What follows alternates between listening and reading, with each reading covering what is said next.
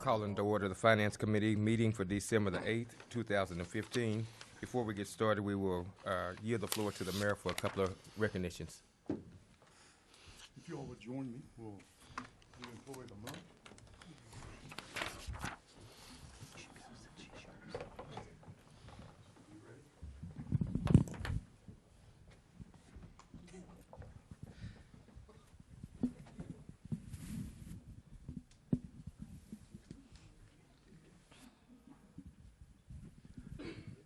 Good afternoon. Shelley Patterson is being recognized as Employee of the Month for the City of Muskogee. Shelley currently holds the position of Court Clerk, Office Administrator 1, and has previously worked for private industry. Shelley states working for the community is a much more rewarding opportunity than working for private industry, and we won't tell private industry that. Shelley takes pride in helping people work through times which may seem like the roughest times. In her free time, Shelley likes to garden and go fishing. It doesn't say noodling, it says fishing. When Shelley goes fishing, she travels the 2 short blocks to the river, and she uses that time to relax. Shelley also has 2 teenage children who keep her very busy during her off time.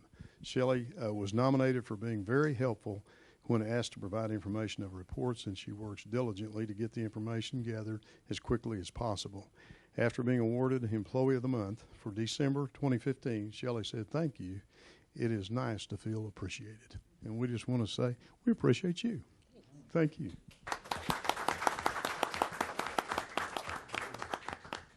And we'll hold this up.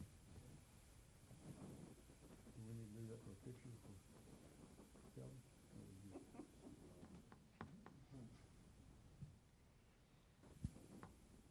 We're good?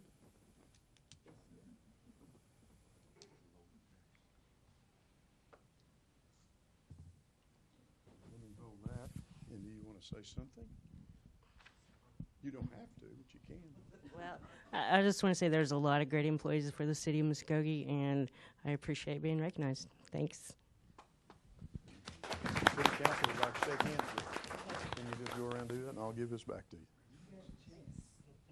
Get out your Christmas list. Tell me how to sing.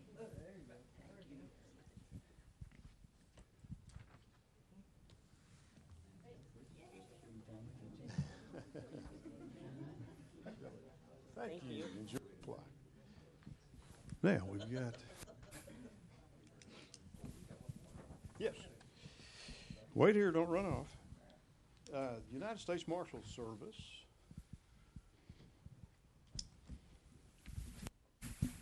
We have a certificate from United States Marshal Service for Chief Rex Eskridge in appreciation of your dedication to the mission and success of the Violent Crimes Fugitives Task Force of Eastern Oklahoma District during the 2015 fiscal year, October 2014 through October 2015. And we'll give you the microphone, sir. We'll present you with the certificate. Thank you. And he'll make some additional presentations. Yes, I do. I have some additional presentations. I think it's important and right that we recognize the good work that police officers do, especially in today's times. These men, these officers that are involved in this fugitive task force, this violent crime fugitive task force, are responsible for over 850 arrests. That's a lot of arrests. And these people represent the worst of the worst. And I can't say enough about the good, hard work that goes into what these officers do. And I want us to appreciate them and recognize them today. And first of all, let me introduce Officer James Poffel. Come on up here, Jim. Officer Bill Peters. Officer Jerry Garcia. Sergeant Bill Peters.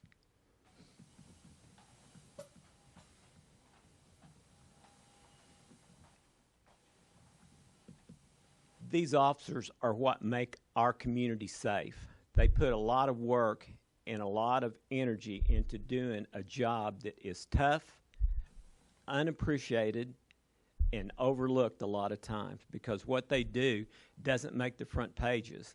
The fact that they went out and served these warrants, they put their lives in harm's way.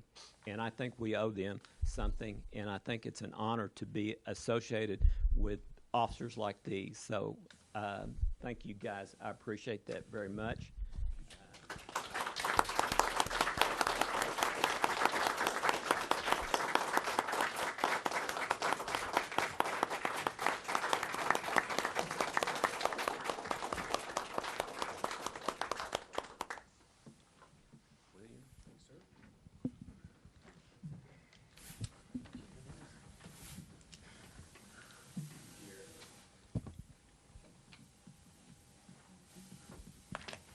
Again, I want to thank these officers. I want to thank the mayor and the council for recognizing them, and it's a real opportunity to be up here and stand with people like this. Thank you. Thank you. Appreciate that. You want to?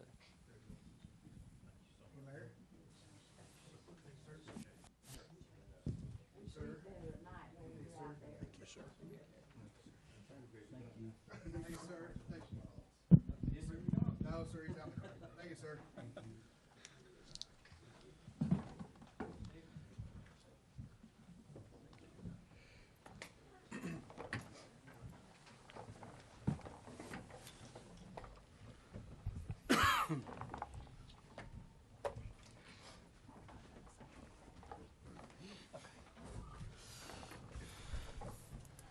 Is there anyone here representing Muskogee area cycling? Okay, I just wondered if I'd overlooked. Derek, thank you. All right. With those items out the way, item number 1, please. That's all right. Can- We're good. Sorry. Consider approval of the Finance Committee minutes for 11/17/2015. Any additions or corrections to the minutes? Move for approval. Second. Got a motion and a second. Any further discussion? Roll call. Deputy Mayor James Gulling. Yes. Janie Boydston. Yes. Marlon Coleman. Yes. Wayne Johnson. Yes. Leanne Langston. Yes. Ivory Van. Yes. Eric Reed. Yes. Dan Hall. Yes. Mayor Coburn. Yes. Item number 1 passed. Item number 2, please. Consider approval of claims for all city departments from November 11th, 2015 to December 2nd, 2015. Do we have a report from the purchasing committee? Yes, sir. The purchasing committee met earlier today and reviewed the report of claims, and I might move for approval.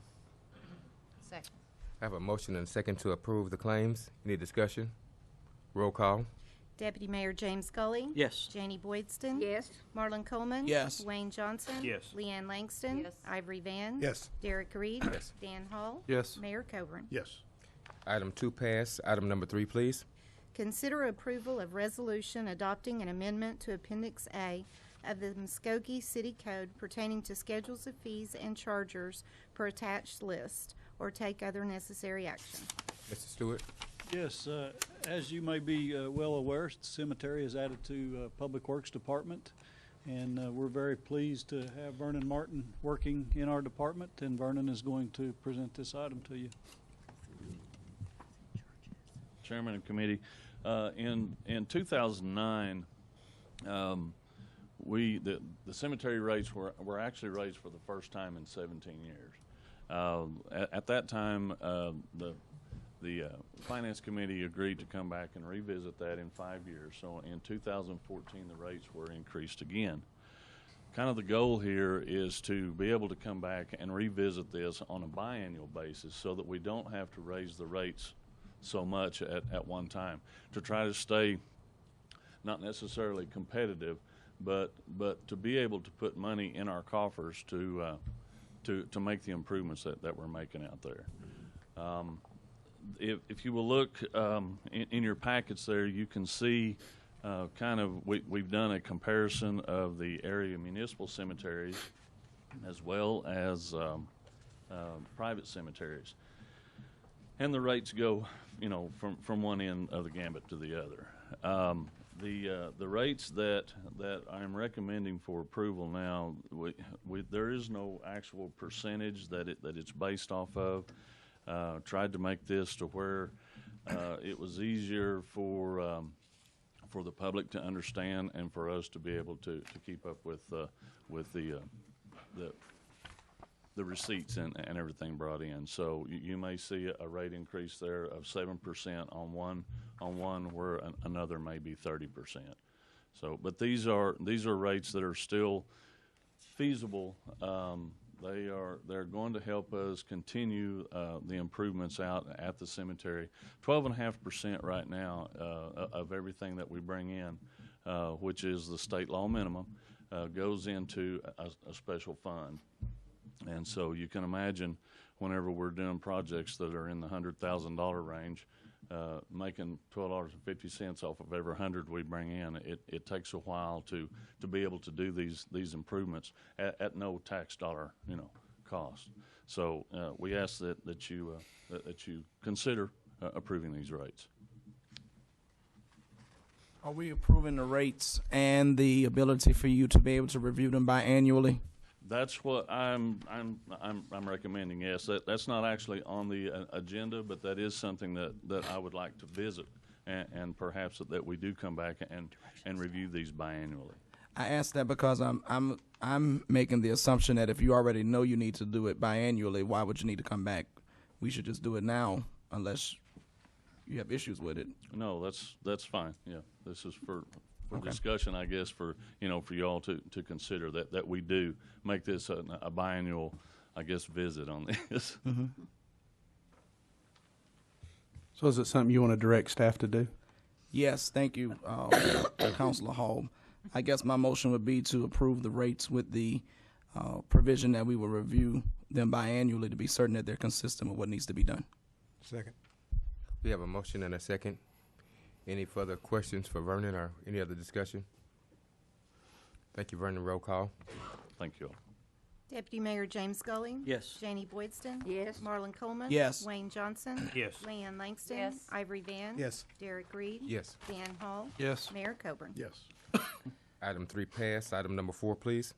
Consider approval of the purchase of a Pursuit rated 4x4 SUV for the police department from state contract Hudeberg Chevrolet in the amount of $37,851 or take other necessary action. Mr. Swepton.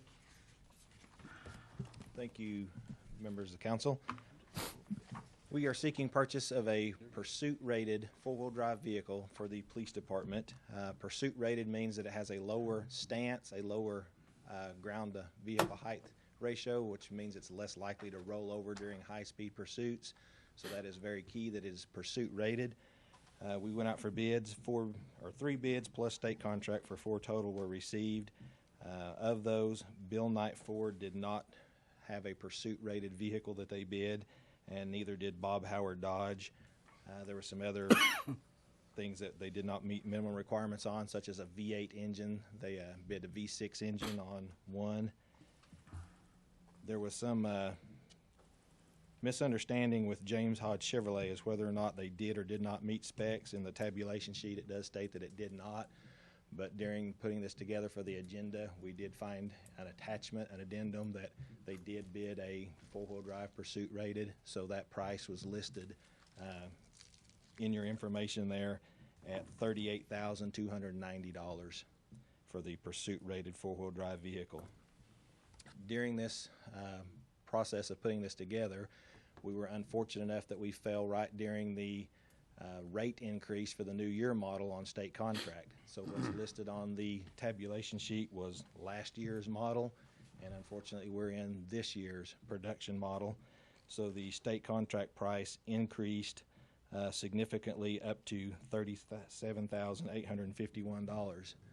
State contract is still the lowest of all those bids, and staff recommends purchase of the vehicle off of state contract.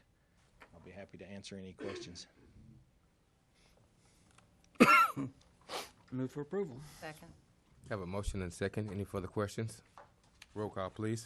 Deputy Mayor James Scully. Yes. Janie Boydston. Yes. Marlon Coleman. Yes. Wayne Johnson. Yes. Leanne Langston. Yes. Ivory Van. Yes. Derek Reed. Yes. Dan Hall. Yes. Mayor Coburn. Yes. Item 4 passed. Item number 5. Consider approval to purchase 2 new Freightliner sanitation trucks with Patmore body from Waste Research and each in the amount of $134,505 for a total of $269,010, or take other necessary action. Mr. Swepton? For the last several years, we've been going out and purchasing new sanitation trucks to improve the rolling stock in the sanitation department. Some of their trucks are 15 years old, so they have by far exceeded their life there. We went out for bids. 8 bids were received. Of those bids, there were numerous that did not meet specifications in several areas. The size of the hydraulic reservoir tanks, the size of the hydraulic cylinders.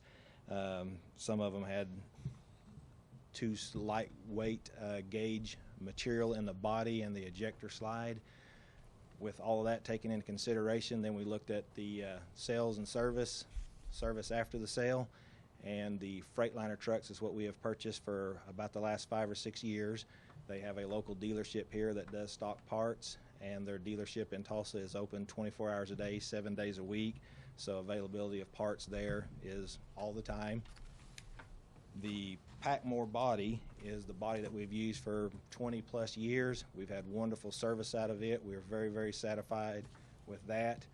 It is consistent with the fleet, with the Freightliner trucks, all the parts and everything that we keep in stock, and the same on the Packmore body. Everything that we currently have is consistent with what we're recommending, going with the best bid from Waste Research. We've had wonderful service from Wayne at Waste Research. He's about 30 minutes away, so if we need something from him, he's very, very close for parts that he keeps in stock on these as well. So with everything taken into consideration, we recommend the best bid of Waste Research with the Freightliner cabin chassis with the Packmore body. Total price of the 2 trucks, $269,010, and the funding source is the solid waste fund. Move for approval. Second. I have a motion and a second. Any further questions? Roll call, please. Deputy Mayor James Gulling? Yes. Janie Boydston? Yes. Marlon Coleman? Yes. Wayne Johnson? Yes. Leanne Langston? Yes. Ivory Van? Yes. Derek Reed? Yes. Dan Hall? Yes. Mayor Coburn? Yes. Item 5 passed. Item number 6. Consider approval of receiving donated funds for the month of October 2015 in the amount of $165 for the city's animal shelter sponsorship program per the attached list, or take other necessary action. Chief Estrich. Mr. Chairman, we received for the month of October 2015 $165 in donations for our animal shelter. These will be used to advance the needs of the animals out there, and I recommend that we accept these funds. Move for approval. Second. We have a motion and a second to approve this. Any further questions? Mr. Edrich, Chief Edrich, how's that fence working out there? Pardon me? How's the fence working for the dogs? As far as I know, there's not any problems right now, so I think that everything seems to be going good out there. Okay, because we put the fence up, and we got some more chain link fence we can put out there, and I was just wondering, how that's doing, so we'll know further in the future where we need to put some more up. Well, we probably need to do that, but right now I can tell you that it's working, so that's why I say we probably need to put up more in the future. Okay. Okay. Thank you. Roll call, please. Deputy Mayor James Gulling? Yes. Janie Boydston? Yes. Marlon Coleman? Yes. Wayne Johnson? Yes. Leanne Langston? Yes. Ivory Van? Yes. Derek Reed? Yes. Dan Hall? Yes. Mayor Coburn? Yes. Item 6 passed. Item number 7. Consider approval of the appointment of Sue Tolbert to the Historic Preservation Commission to serve a 3-year term beginning on January 1st, 2016, and ending on December 31st, 2019, replacing Mike Martin, or take other necessary action. Councilman Johnson. I'm really pleased to be making a recommendation of Sue Tolbert. Most of you know Sue. She's director of Three Rivers Museum. I'm really appreciative of her volunteering in this effort. She will bring a wealth of knowledge to the Historical Preservation Commission. So that's my recommendation. Move the approval. Second. We have a motion and a second. Any further discussion? Roll call, please. Deputy Mayor James Gulling? Yes. Janie Boydston? Yes. Marlon Coleman? Yes. Wayne Johnson? Yes. Leanne Langston? Yes. Ivory Van? Yes. Derek Reed? Yes. Dan Hall? Yes. Mayor Coburn? Yes. Item number 7 passed. That was our final item, so the Finance Committee is adjourned. And so we'll now call to order the Public Works Committee meeting. Item number 1, when you're ready. Consider approval of the Public Works Committee minutes of 11/27/2015. Any additions or changes? Move the approval. Second. We have a motion and a second. Any discussion? Roll call. Deputy Mayor James Gulling? Yes. Janie Boydston? Yes. Marlon Coleman? Yes. Wayne Johnson? Yes. Leanne Langston? Yes. Ivory Van? Yes. Derek Reed? Yes. Dan Hall? Yes. Mayor Coburn? Yes. And the motion carries. Item number 2.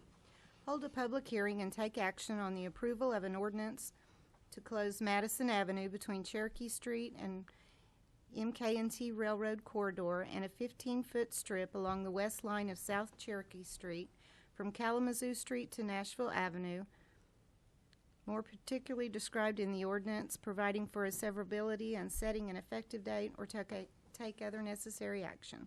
We are now in a public hearing. Mr. Garvin. Mr. Chairman, members of the committee, the applicant, J&J Trucking, is requesting approval to close Madison Street from Cherokee Street west to the railroad corridor.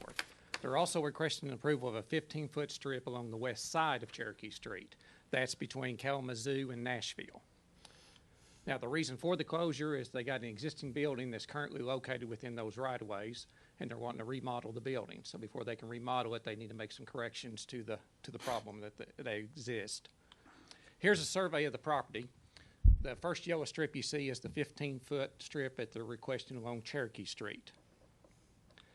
The next is Madison. That's the portion between Cherokee and the railroad corridor. What you see next is the existing building, and this is the OWP milling site, for those of you not familiar with the site. We went back and reviewed all the records and ordinances. It appears Madison Street was closed several years ago. All of our maps and atlas sheets state it's been closed. The ordinance number listed on the atlas sheet, when you pull that ordinance, it doesn't specify Madison Street. So there were some questions there. As far as Cherokee Street, all of Cherokee Street was closed many years ago. Then it was reopened. We think the structure was built most likely during the time Cherokee Street was closed, and when they reopened it, they reopened the complete width of the right-of-way. So there was a question that come up there.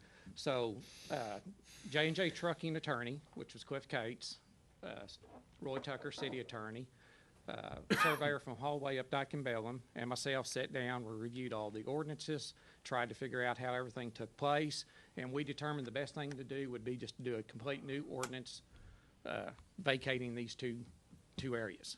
So that's what the request is for today. Now, this item did go in front of the Subdivision Review Committee. At that meeting, OG&E stated they had an electric line, overhead line, within the 15-foot strip of Cherokee Street. However, they would not object to the closure as long as the easement was retained. No other utilities were in the areas proposed to be closed. This has been reviewed and recommended for approval by Planning Commission and the Subdivision Review Committee. Be glad to answer any questions. Seeing that no one has signed up to speak to this issue, we're going to close the public hearing. So we have any questions or discussion?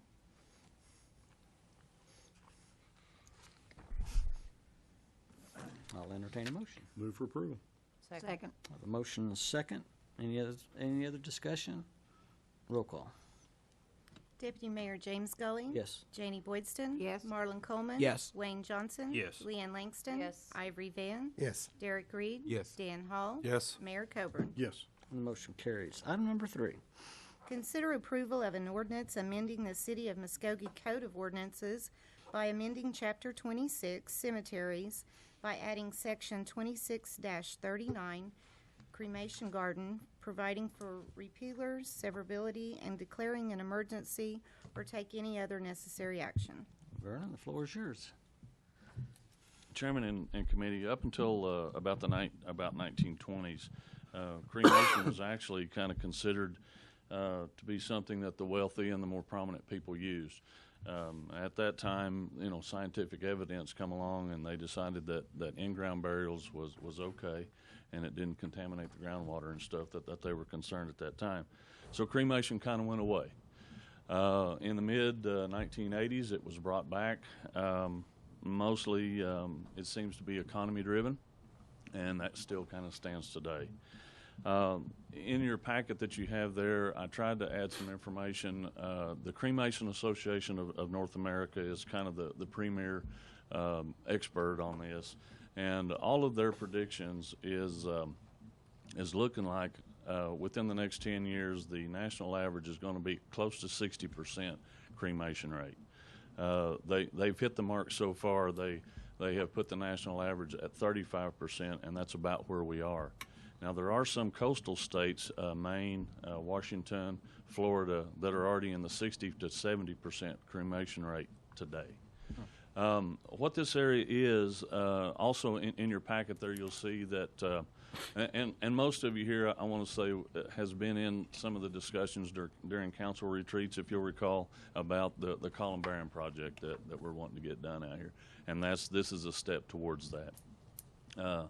This area there is really, we really can't use it because of the groundwater and things there for most of the year. So by doing a cremation garden in this area and having the elevated sidewalks and the upright columbariums, we can not only use an area that's basically unusable now in the future, but we can also offer the public another option for their loved ones. We did open an area back in March of 2014 for in-ground cremation burials, and once again, this is just kind of a step to help the public and just to kind of get Green Hill ready for what's coming on. The survey that was done, this was also paid out of the cemetery care fund that I mentioned earlier, and the columbarium, whenever it does come, that will also be a project that we plan on doing out of our cemetery care fund. So once again, there's not going to be any tax dollars used on this. When we do finally get this columbarium done, the plan is to where we can branch off of the center or the main focal point to add family niches and and just to be able to add to this later on. So once again, this is kind of what we're trying to accomplish, and this is just another step in that direction. I'll be glad to answer any questions. Move for approval. Second. I have a motion and a second. Any other questions or discussion? I'd like to say Vernon is looking real nice today. This is old saying, Vernon. You looking casket ready. Oh, roll call. Deputy Mayor James Gulling? Yes. Janie Boydston? Yes. Marlon Coleman? Yes. Wayne Johnson? Yes. Leanne Langston? Yes. Ivory Van? Yes. Derek Reed? Yes. Dan Hall? Yes. Mayor Coburn? Yes. And the motion carries. Item number 4. Discuss and receive community input related to a comprehensive sidewalk maintenance plan and specifically examine the feasibility of expanding the scope of the proposed program beyond the downtown Muskogee area. Mr. Van. Yes, I'll go down there, Ms. Scott. I got a PowerPoint I want to present. Sure.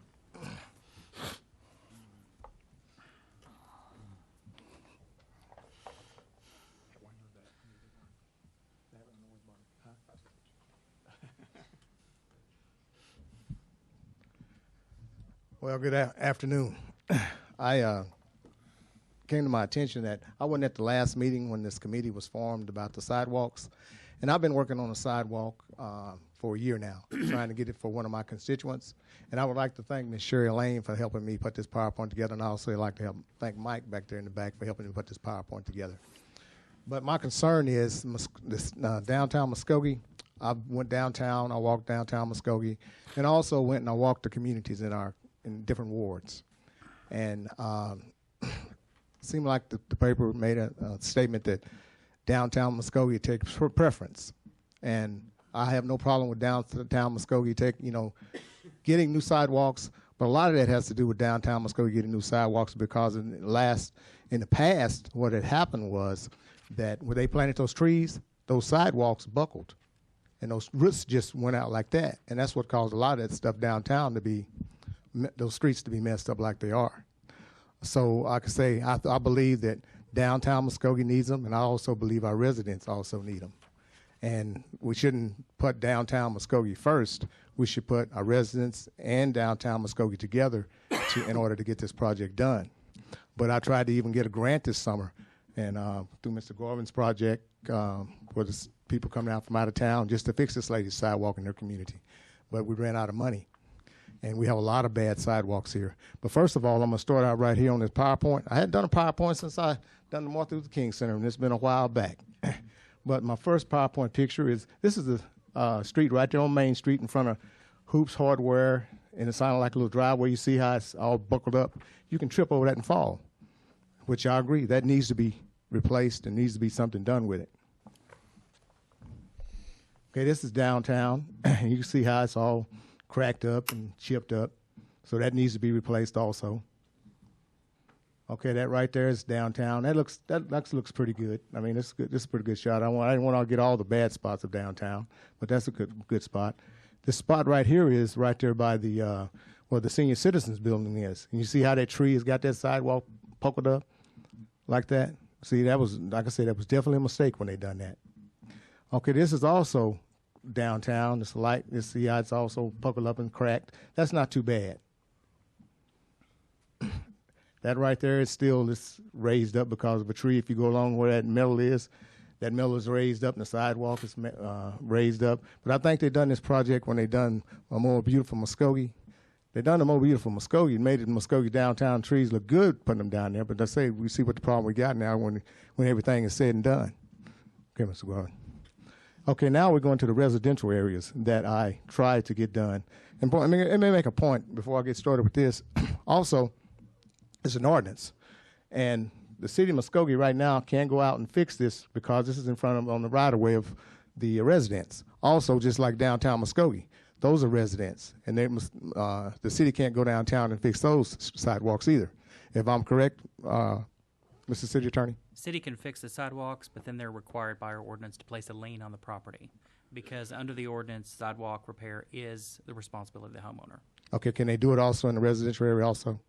If they then place a lien on the property owner's property for the cost of the repair.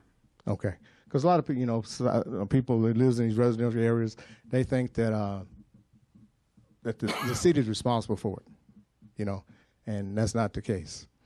So I just want to, it's really, this PowerPoint is not an action-taking item, but it's just to make awareness to our citizens, give them a little focus of what's going on and what they need to be aware of for as they sidewalk in front of their house. Because downtown Muskogee, you have businesses down there, and you take the residents in these communities, they don't have the money. A lot of them I went to, they don't have the money to fix that. But I'm not saying the downtown residents don't. But like I said, I just want fairness, So go ahead, Mr. Garvin. This is some of the sidewalks in the residential area. And also, as you notice, you can see where you can trip over them. Little kids running, they're going to fall. I wouldn't want my kids running down no sidewalk and get a busted lip. Go ahead, Mr. Garvin. That's another picture we took in the residential areas. I see how it's called cracked up. And some of them just it has to do with age, not only the trees. Okay, that's another picture. And, this is just a tripping hazard. And this right here, part of the concrete is gone, and this is over here on Boston Street, I believe. And this right here really got me. I met two little children that day and their little dog, and they out there playing, and they could trip right over that. I mean, you talking about, but you see what's beside it is that tree. That tree is what caused the problem. But to me, these residents are just as important as downtown Muskogee. And that's another view of it, and how the sidewalk, like I say, you can take your foot and just put it down and trip over that, and a little kid and trying to ride a bike, and just think, if you're trying to jog. I mean, another thing is also, we talk about beautifying Muskogee. We got visitors come here in Muskogee. How would you like the visitors to look at this and see how these sidewalks are in our community? I know we can do a better job than this. And this is another picture in the residential area. Now, these pictures come from different areas of town. There's another picture, and that's grass just growing up in, and that concrete's just about gone. And this one here is all chipped away, and it's in a residential area. Same thing with that. So, as you see, my PowerPoint today, that I just want to make it aware that we need also in these residential areas to spend money on our citizens that put us up here in these seats. And me as a city councilman today, that's what I'm up here representing, is the constituents that I went out and talked to and took these pictures. And also I represent downtown Muskogee too.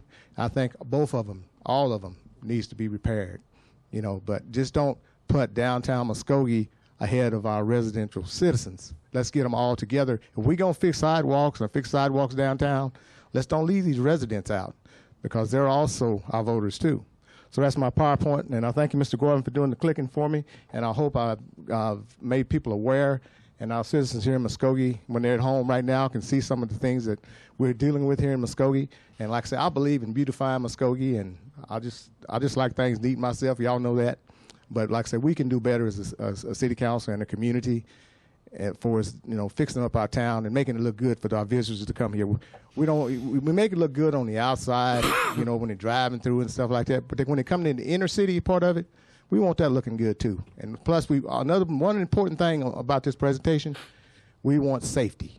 Safety. When I worked at Georgia Pacific, that was one of the #1 things out there was safety.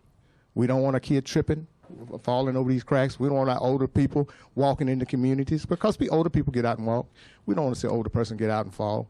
So that's just, you know, that's my presentation for today, and I thank the Public Works for listening to it. But like I said, there's no action on it. I just want to make people aware. Thank you, Mr. Bennett. So no action necessary for this? Okay. So moving on then, item number 5. Consider approval of a 1-year renewal of the traffic signal maintenance contract as negotiated with Signal Tech Inc., Tulsa, Oklahoma, that includes but is not limited to the repair, installation, maintenance, and 24-hour call for traffic signals and flashing school signals as recommended by staff. Mr. Stewart. Yes, this is on the agenda today.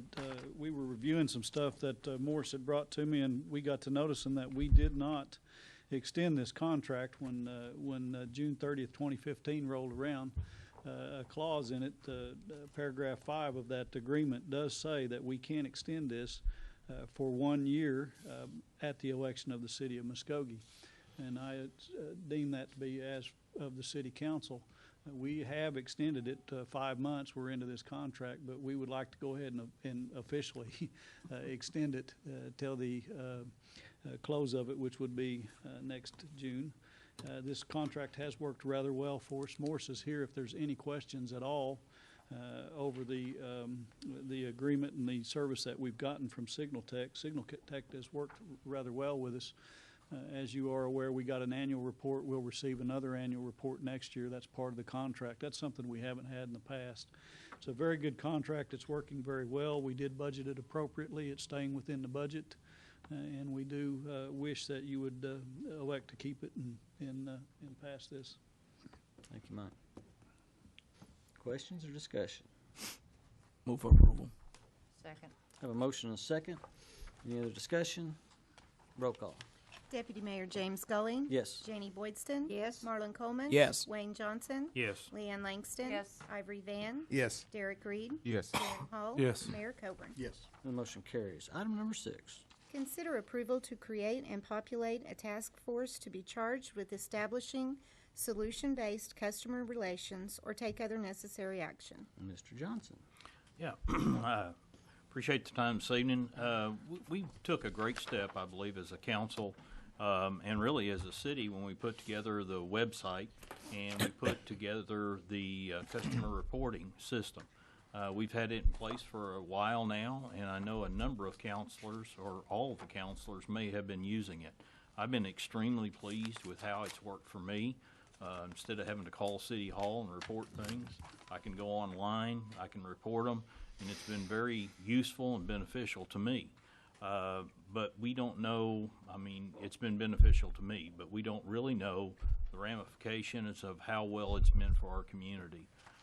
What I'd like to do is I'd like to see if we can put together a task force that really initially the goal would be just to gather data. And it would consist of a couple, or what I would kind of envision, it would consist of a couple of council members. It would consist of, course, technology, a lead administrator here with the city. It really just reviewing how the work orders have come in, how they have been processed, and kind of how that stream is going. But the overall goal would be of this task force is as they kind of meet is to get to the underlying root of some of the problems as far as customer relations and customer service. And let me give you kind of where I'm kind of going with. Being on the city council, I know a number of counselors probably have dealt with some of the same challenges that I have. Maybe I'll go to maybe some water challenges where we've had leaks or problems that have occurred in the same areas. I believe some of this data will show trends and will show good information that we will be able to see. So is it, what my perception will be, or what my perception is right now, is that we probably have some aging infrastructure in some areas. And we may have some lack of staffing in some departments, and we may have this and we may have that. We may pull this task force together and we may find out some of that is not at all true. But it would be getting to the root of the problem of why some of these things, because ultimately we as a city are serving customers in our community. And so I'd like to get to some of the ultimate reasons of why some of these things are occurring, and we could hopefully prevent them from reoccurring again. But I think we have a good opportunity of looking at data.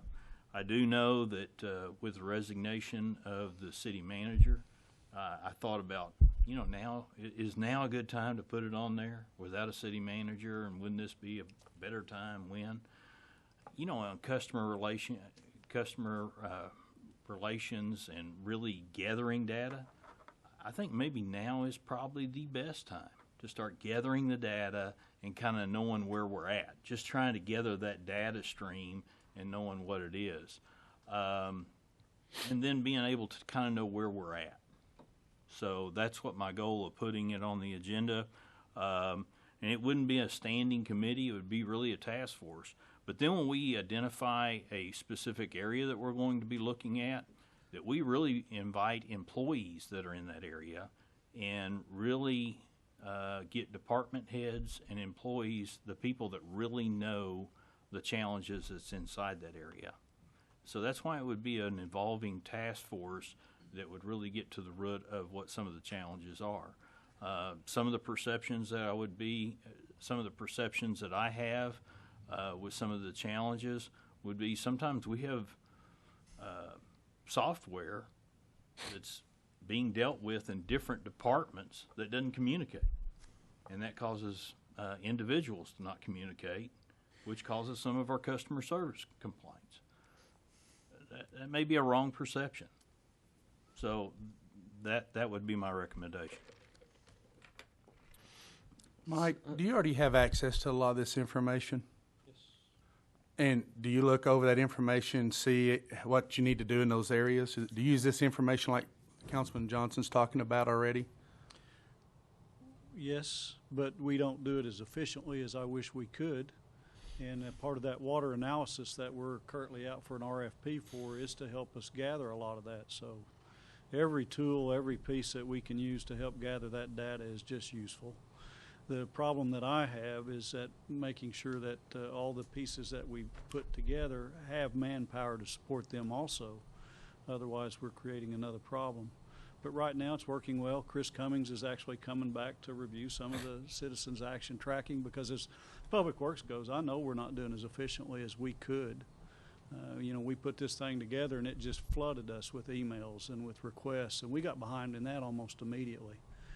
And we're trying to resolve that and assign it to specific people. And I can go on and on with the details, but I think what Councilman Johnson's asking for is probably very appropriate, just as long as we concentrate on how we do it and that we give staff the support that we need and also give us the understanding that we need when we can't accomplish these goals just right out of the gate, that sometimes we have to refocus that and address the problems.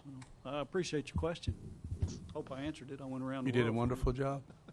So, Mr. Stewart, based on what you said in terms of the efficiency and making certain that we have the manpower, would the task force need to be populated by more than what Councilor Johnson suggested? I'll give you an example. If you want to look at bottlenecks in the system, areas that you can quickly identify where the manpower is lacking, would that need to be a more engineer type or someone with a little more expertise than what, or I should say in addition to what the council is asking for? I could answer that by saying all the above. Okay. Boots on the ground are kind of the most important thing to me. But yes. Okay. So, Wayne, how do you think this should proceed forward, if going forward, you know, as far as setting the members, or are we ready to start assigning people, or is that something for the city manager to start bringing in people to populate this board or task force? I would like to see the council make, volunteers from the council. I think it should be small where it's not cumbersome from the council, of course. I would like to serve on that. I was thinking too from the council, of course, somebody from Public Works, somebody from technology. Public Works is not the concentrated area. I mean, I think I sure would want to, my example was from Public Works, and Public Works gets a lot of it. But understand, a big portion of this is going to be data. Just looking at the data initially, and the first stage would be bringing back a report to the council from this task force and going, this is what, because the council's got no information from this website. I mean, unless any of y'all have. Mm-hmm. But I've got no information from when we released this thing. So I would like to have some initial information.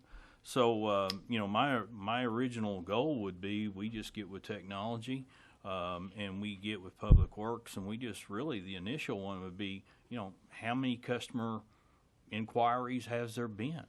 How many response actions are there then? How many could we not deal with because of lack of funding? How many of this? How many of that? It would not be something that would be driven a lot of. It would just be initially, what are we going to be looking at and tasking with? And then we would come back to the council and go, okay, what direction does the council want us to go with this? And then we would recharge as direction of where we wanted to go. Okay.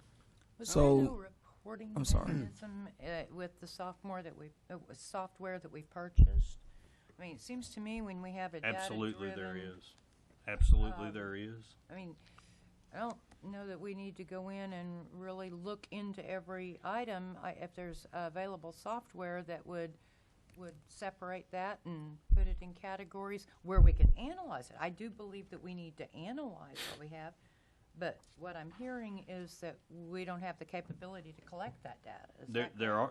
I'm sure there are reports that can generate, and that's the first piece would be what reports can be generated, what are those reports revealing, and how do we want to present those, and what does that information reveal to us? So, Chris, would you mind taking the mic and kind of maybe give us, you were so instrumental in getting this started.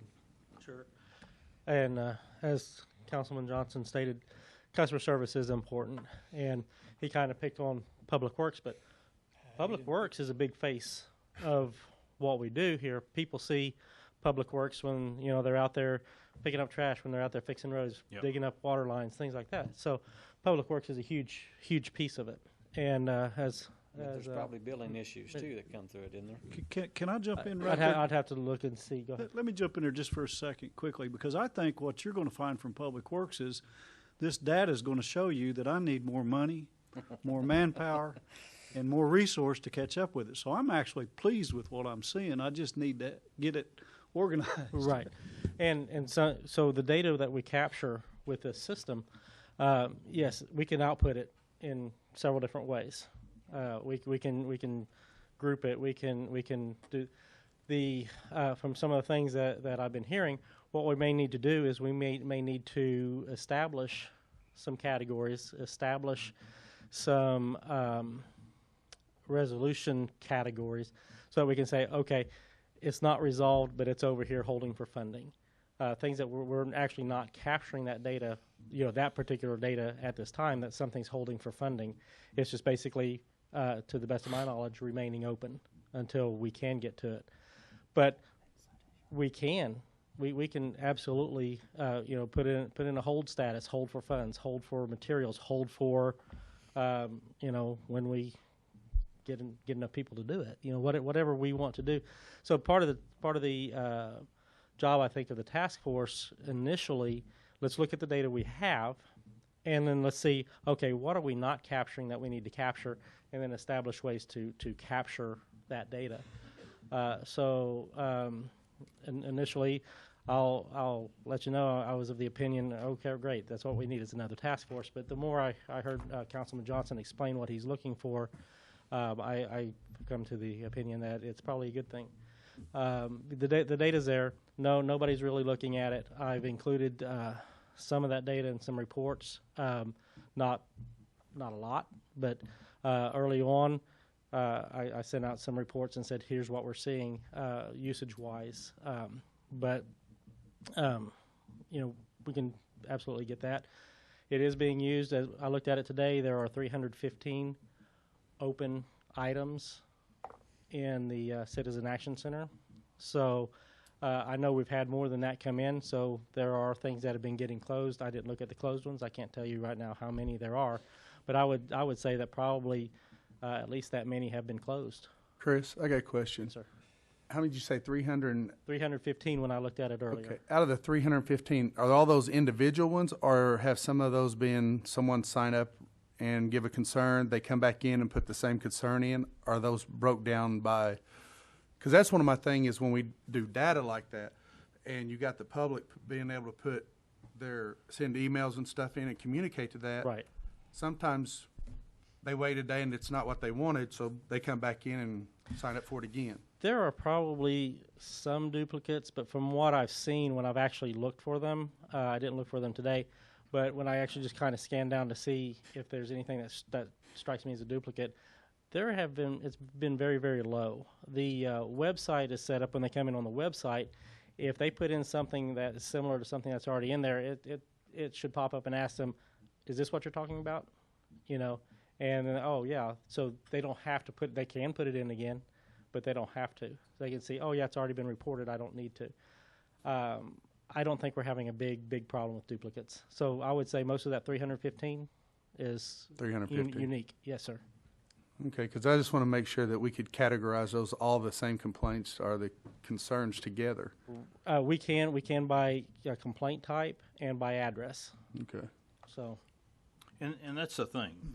We've got a good system. We just need to get a group to say, hey, how do we gather this data? How do we put it together? How do we present it? What do we do with it? It can absolutely be tweaked and made to work better for us. We put it in place in August, so it's been in place for 4 months, which is actually a relatively short period of time. We've looked at some things, already. We've seen, hey, we can do better here. Again, working with Mike Stewart, yes, I'm returning to PublicWorks to, retrain. What questions do we have? We don't know. When we first train, nobody knows enough about it to ask questions. So now we're coming back. People have worked with it. Hey, what about this? What about this? So we can go in and we're never going to stop making it work better. So okay. how do? In that regard, I would like to be a part of that committee. And Chris and I have talked about this, but I have tried on 3 different occasions from an iPhone and to report issues and have not been successful in reporting any of the 3 without assistance. Mm-hmm. So we may have some issues on the reporting capability depending on whether you're doing it from a mobile device or from a laptop or a desktop or whatever. That problem has been reported to the company and they are working on that. Okay. I'd like to be a part of analyzing that data. We can have all the task force we want. Don't get me wrong, Mike, and trust me, I'm not picking on PublicWorks.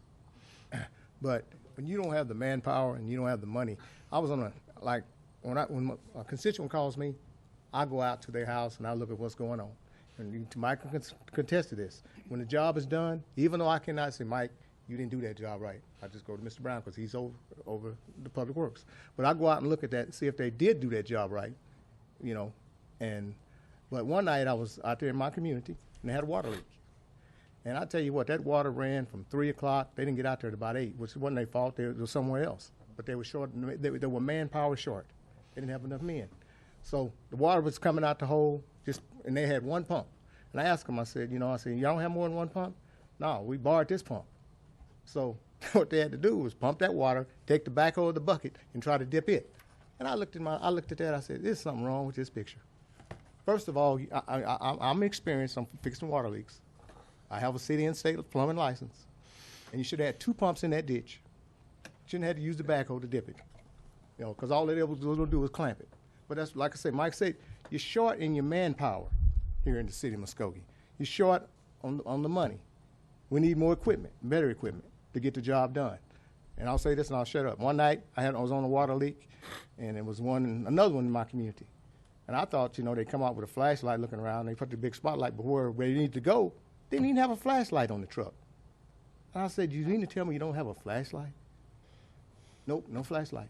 So things like this, you can put the task force all together all you want. But that task force needs to get on the ground, boots on the ground, and get out and look at some of these situations. Because as a councilman, I do get out and look at these situations. So that's my 2 cents, and I'll be quiet. Okay. Oh, one more thing. I'm sorry. One more thing. One more thing I want to mention. Now, if you go over to the water department, those guys has got a list. I mean, hey, ain't no way I can get all that done because they don't have enough manpower to do it. Now I'm through. Thank you. Case closed. So, Mr. Johnson, do you have a motion for us, or? I'd make a motion that we form a task force, and I would like to be on that task force from council representative and also Mr. Coburn, and if there would be another council that would like to serve on that task force, and then it would initiate with Chris, and then a representative from Public Works, and we would initially start to review data, and then we would report back to council as far as direction. Is that an appropriate motion, Mr. Tucker? Well, what I'm actually going to do is turn that into a resolution for City Council to adopt to clarify all the issues. The only other question I have is related to the population of members. There was a third council member that... And that would only be if there was somebody else wanting to serve. I mean, but two is a good workable number. Okay. And so, based on what you'd proposed, I would think the appropriate motion would be to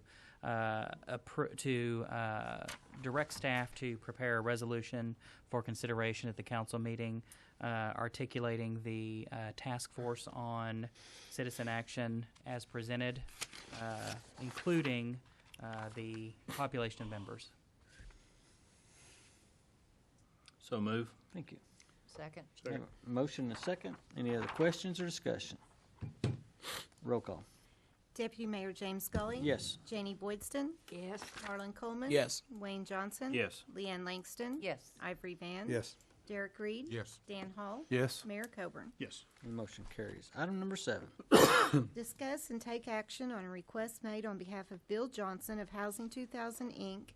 to accept 1,300 lineal feet of Denver Street into the city roads maintenance inventory. Prague, I assume you're going to start off on this one for us. Good evening, Chairman and members of the committee. This was a request by Councilman Van for us, and this is what we are presenting here is just the facts for you. And the first one is just the aerial of the street, which we have been asked to take into consideration. It has about 5 street lights on it. It is off South 54th Street, and it's called Denver Street. And to give you a brief history on this was the first planned unit development. Gary, if I'm wrong, correct me on that. Yes, Housing 2000. Okay. Yes. And this is the condition of the road, street right now.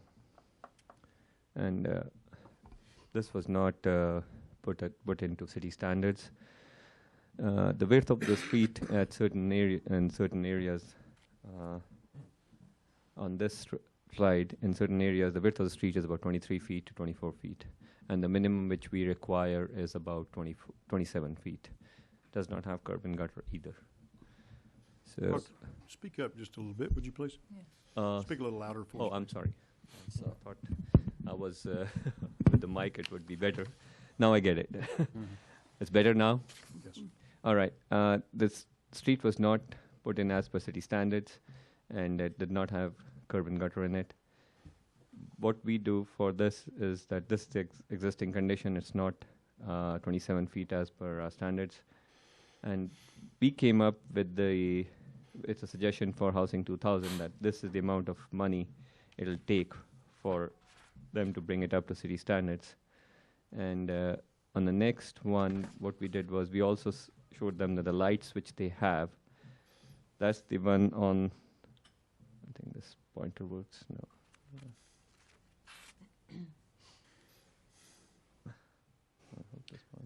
The one on the left. One on the left, yes. One on the left is the one which is existing, and the one here is the one which OG&E installs for the city. So if we take over the street, we'll also have to take over the street lights too. And those street lights, they right now pay about $166.93 per month for those lights. And when we checked, we pay about $20 to $30 per month to OG&E for the other lights which have been installed by OG&E for us. And also, what we do is our minimum requirements for putting street lights on the streets is about 500 feet. And total is about 1,300 feet. The length of the street is 1,300 feet. We will just be putting 3 in there. 1 on the corner and 1 in between. We may put 1 more, but then again it'll just bring the number to 4. They already have 5 there, but those are the more expensive ones, which the city will have to take over too. Also, we mentioned to them that they'll have to maintain it for 1 year. And the other thing is, once they maintain it for 1 year, then we'll bring it back to you and for your consideration. And then we'll only take over maintenance when it comes under the 5-year street program on that one. And last one was that the street lights will be reduced to 3 from 5 unless the residents want to pay for it. That's all I have. I'll answer any questions. Yeah, I'd like to address this real quick. This item has not been to the street committee. This committee meets tomorrow, and we were going to bring this up at street committee, but because this is the only Public Works meeting that we're having in the month of December, Prague beat me to the microphone. What I was going to ask you, and I'm going to ask you on the next item, is would you consider moving these forward to Monday night without recommendation so that the street committee can review this, and also on the next one it's going to be for an airport board issue. But we believe in using our committees. I think this needs to go to the street committee, so we're actually just presenting you some facts now. We want to present this to the street committee. If they have any changes that they want to make or any recommendations they want to make, we want to bring those forward to you Monday night at City Council. But again, because this is the only meeting we're having this month and the street committee meets tomorrow, it's appropriate for us to do it this way. Bill Johnson is here, and he can answer any questions as far as Housing 2000 goes. Ivory had brought this before us, and he had actually met with the city manager, myself, Jim Wixom, and we went out to the site, visited it, looked at the street condition. The condition is poor. What Prague has put together for you there is a $27,000 to $30,000 fee that Bill is going to need, or Housing 2000 is going to need to spend to get the base up to a standard that we can accept. Once he does that and gets that up to that standard, then we're going to require it to stay in good condition for 1 year, and that's our usual procedure to take a street in. We have a 1-year maintenance bond that they have to put up on it before we'll accept the maintenance. So we're actually going to require that it be maintained for 1 year and stay at that level. And then, as Prague stated, we would come through there in our regular street program and we'd put a top on it, which would probably be a chip seal, and it would be in the street inventory from there on. Again, I would like to present this to the street committee tomorrow, so I'm really just asking that you forward this to Monday night without recommendation, and we'll answer any questions, and I'm sure Councilman Van may want to address this also. Okay. I do have one person that'd like to speak, so I'd like to go ahead and let them speak to this issue before we go too much further. So we're recognizing Ron Dean. Ron, I need your name and address for the records, please. My name is Ron Dean, 101 South 23rd Street. I'm not a resident of Westwood Addition on Denver, but my parents' folk is their home is there. And the other residents had asked me to kind of bring their concerns and their ideas. Would it be more appropriate, based on what Mr. Stewart has said, to save these comments for council after they have, or to go ahead and discuss it now? I'm fine either way. I don't know what's most appropriate. Mostly I was wanting, for your time more than anything else, if you don't mind coming back Monday, that would be fine with us. That's fine with me, based on whatever recommendations Mr. Stewart and the committee may have at that time. Yes, and that way we're not chewing the cabbage twice. And we do meet as a street committee tomorrow at PublicWorks. You might want to attend that. We'll get you the information. Yes, sir. At 2 o'clock. That would be fine. I just didn't want to make you have to come back twice. Thank you very much. I appreciate your consideration. So, is this committee comfortable What about with moving? Mr. Johnson? Mr. Johnson's here. Oh, Bill, do you want to come chit-chat with us? Bill, I just need your name and address for the record, if you don't mind. Bill Johnson, 3403 Toll Place, Muskogee. And I want to thank the council and Councilman Van for working on this. I've got a few questions after hearing the presentation. We did come out, everybody looked at the project. And my understanding going forward was going to be a $20,000 cost, and I see 27 to 30 on here.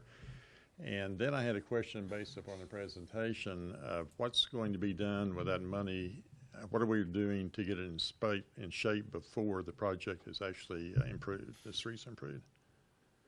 So I understood the presentation there would be a year's time before the city would come back in and then do the street overlay. You would have to spend the money to bring the base up to a standard that we could accept. And then at that point, then we'd start a year's time clock. And at the end of that year, we could accept that street into that inventory. The $27,000 is based on what Prague came up with to mill that street, lay it to the side, put fabric down, and bring the millings back on top of it. Then you would be through with it. It would be at a base standard at that point, and it could stay in that shape until we come through there the next year with a chip seal program. I understand now. So for the residents' standpoint, it would be fixed immediately. It wouldn't be a one-year wait period. No, the base would be at a point where it would be very drivable. A milled base will lay very good, and will stay pretty good for that solid year. So. But then after a year, there'd be additional work that the city would do. At the end of a year, if that base is still in good, substantial condition, we would put a chip seal on top of it. When we're through there, we go through that area in our annual street maintenance program. And what we're simply saying is that when we come through there in our annual street maintenance program, we would chip seal that street along with 54th and whatever street we were doing in the area. That's what we're saying. He's got to get the base up to a point where it'll hold and that we can accept it. And what Prague's gone and done is he's figured out that $27,000 based on milling cost, fabric costs, and talking with contractors that will do this project. He's come up with that $27,000 to $30,000 in what Mr. Johnson or Housing 2000 would have to expend to get that base in that condition. Okay, I understand. Of course, I'm wanting to resolve the problem then, and I am working with the contractors that the city is recommending. And so that meet your standards. I have a question. Actually, we will not recommend anybody. We'll give you 2 or 3. We just know that there's several that will do it for that price. Okay. And Prague's got that information. And then I'm asking for help. Will you help me in writing the contract with that, where they will bring it to where it will meet standard for a year? I don't like to go into it with an open unknown of how much more is going to be required to be done. I want a contractor to be able to guarantee he's going to meet your standards. Bill, I wonder if this would be more appropriate for our committee tomorrow at 2, if you don't mind.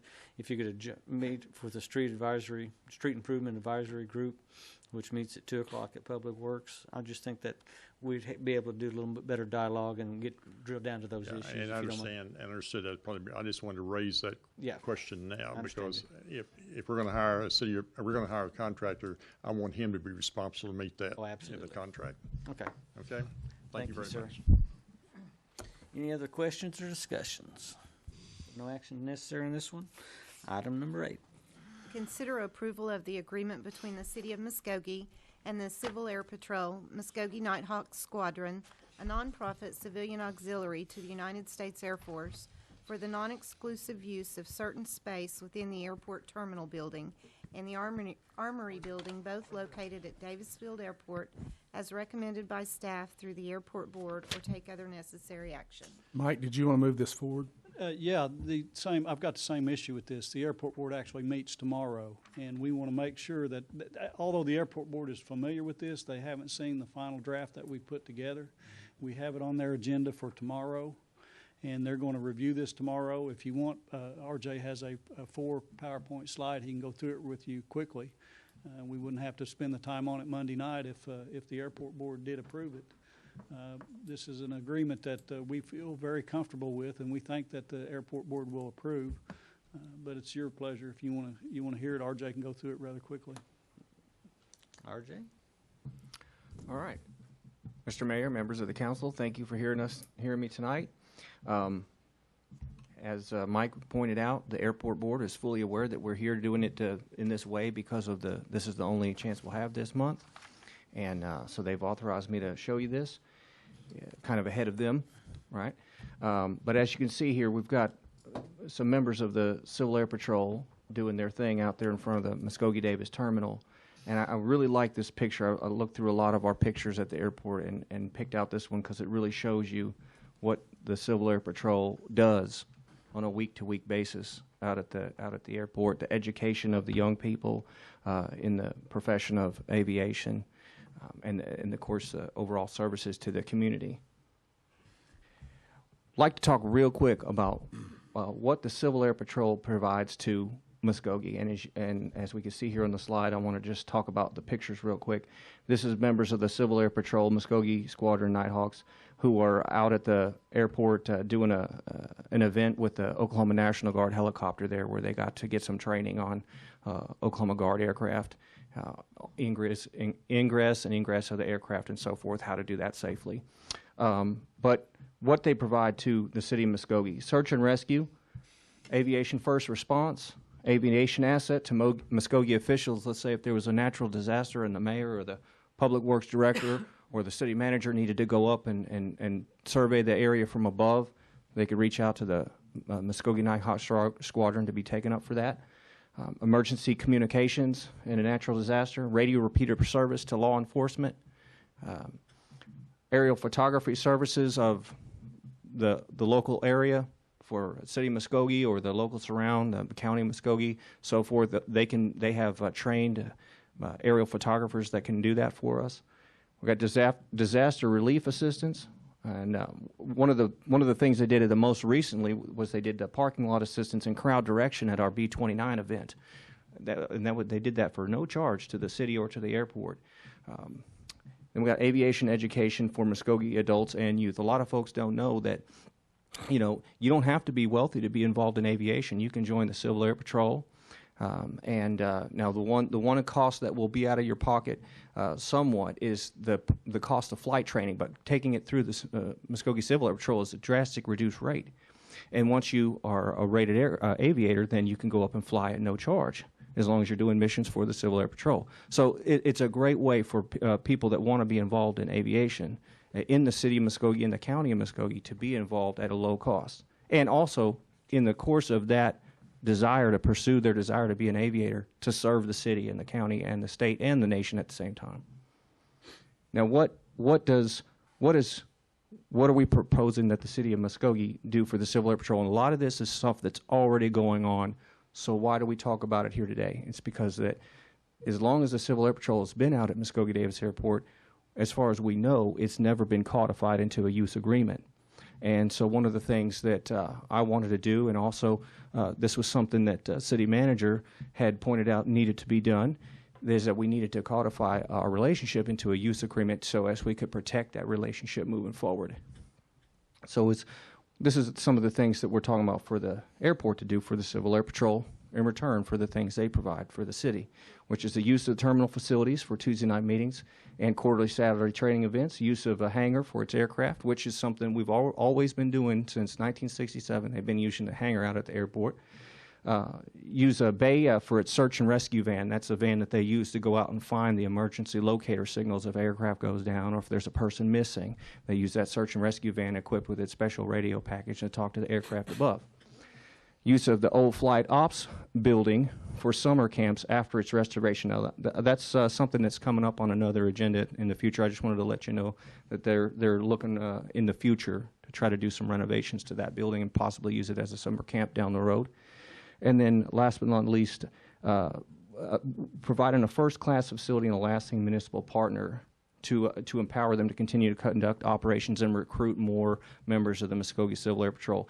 And one of the reasons why that's so important is because as we increase the number of rated aviators involved in the Civil Air Patrol, the Air Force increases the funding that it provides to that organization, and it increases the number of aircraft that are stationed out of Muskogee-Davis, which of course helps the airport. Last but not least, I'd just like to point out that the Civil Air Patrol was created by, or correction, was officially recognized under President Truman and under Public Law 476, and it's been operating at Muskogee-Davis since 1967. And the mission of the Civil Air Patrol remains airspace education, cadet programs, and emergency assistance in times of need and natural disaster. Now, on Monday, we'll be back here, and we already can tell you that we have the unanimous support of the staff for this. I'm almost certain we have unanimous support of the airport board, but I'll hold off on saying that for sure until next Monday. And then, but on Monday, we'll be here with the wing commander, the Oklahoma, not just the squadron commander, but the Oklahoma wing commander for the Civil Air Patrol will be here to address you, to answer your questions, and probably along with many members of the Civil Air Patrol to share with you just how important the Muskogee-Davis Airport has been to them and how that relationship they'd like to see it grow. And so pending any of your questions, I would like to ask that you move this forward to the Monday agenda, the regular agenda, for the vote at that time. Okay. Thank you, RJ. So moved. To move forward with no action? Yes. Second. A motion, a second. Any discussion? Roll call. Deputy Mayor James Scully. Yes. Janie Boydston. Yes. Marlon Coleman. Yes. Wayne Johnson. Yes. Leanne Langston. Yes. Ivory Van. Yes. Derek Reed. Yes. Dan Hall. Yes. Mayor Coburn. Yes. And the motion carries. Seeing no citizens signed up to speak to us, we are adjourned. We will now call to order the special call meeting of the Muskogee City Council for December 8, 2015. Roll call. Mayor Bob Coburn. Here. Deputy Mayor James Scully. Here. Dan Hall. Here. Marlon Coleman. Here. Janie Boydston. Here. Wayne Johnson. Here. Leanne Langston. Here. Ivory Van. Here. Derek Reed. Here.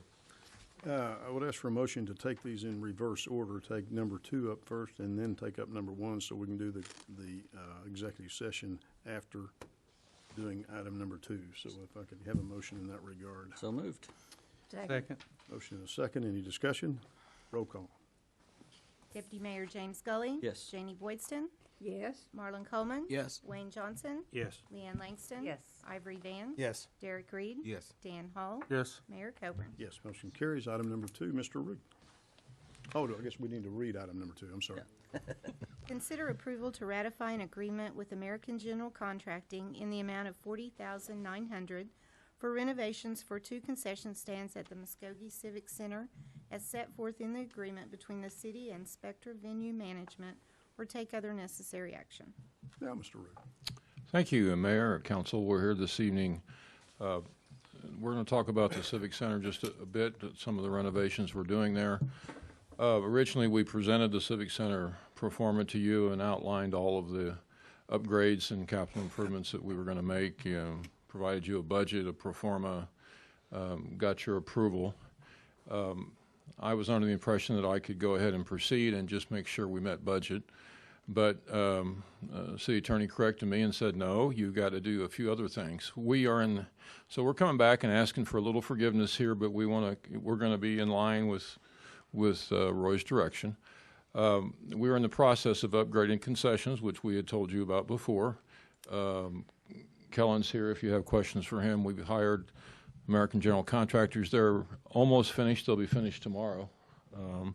Countertops will be in, and we're trying to get all this done before the concert on December 11th. We had this all torn apart. Love Bottling came out and took everything out. We had to get everything put back together and get everything put together as a finished product before the concert. So we got a little ahead of ourselves, but we're coming back to you to ask your approval. Move for approval. Second. A motion and a second. Is there any discussion? Roll call. Deputy Mayor James Gully. Yes. Janie Boydston. Yes. Marlon Coleman. Yes. Wayne Johnson. Yes. Leanne Langston. Yes. Ivory Van. Yes. Derek Reed. Yes. Dan Hall. Yes. Mayor Coburn. Yes. And the item passes. Item number 1. Pursuant to 307B1, Title 25 of Oklahoma statutes, consider convening an executive session to discuss and appoint an interim city manager and set the salary and benefits thereto, and take appropriate action in open session. Move that we go into executive session. Second. Motion and a second. Any discussion? Roll call.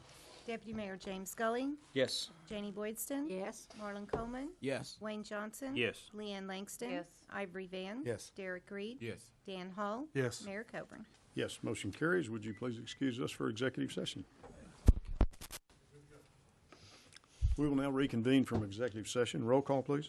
Mayor Bob Coburn. Here. Deputy Mayor James Gully. Here. Dan Hall. Present. Marlon Coleman. Here. Janie Boydston. Here. Wayne Johnson. Here. Leanne Langston. Here. Ivory Van. Here. Derek Reed. Here.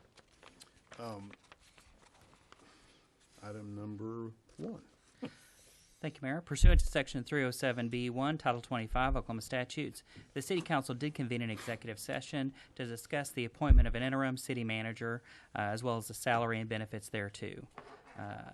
Based on those discussions, I believe it's appropriate for a motion to be made to move the appointment of Roy Tucker as interim city manager effective January 1st, authorizing the mayor to execute an amendment to Roy Tucker's employment contract, providing for the temporary duties of city manager, setting a base salary of $122,950, representing the current salary of the city manager, plus the difference in retirement, retaining all other benefits in Mr. Tucker's existing contract. Move for approval. Second. A motion and a second. Is there further discussion? Roll call. Mayor Bob Coburn. Here? Yeah, yes. Deputy Mayor James Gully. Yes. Dan Hall. Yes. Marlon Coleman. Yes. Janie Boydston. Yes. Wayne Johnson. Yes. Leanne Langston. Yes. Ivory Van. Yes. Derek Reed. Yes. Unanimous consent, and motion carries. That concludes our agenda for the special call meeting on December the 8th. We thank you, and we'll see you back at 7 o'clock on Monday for our regular council meeting. Thank you.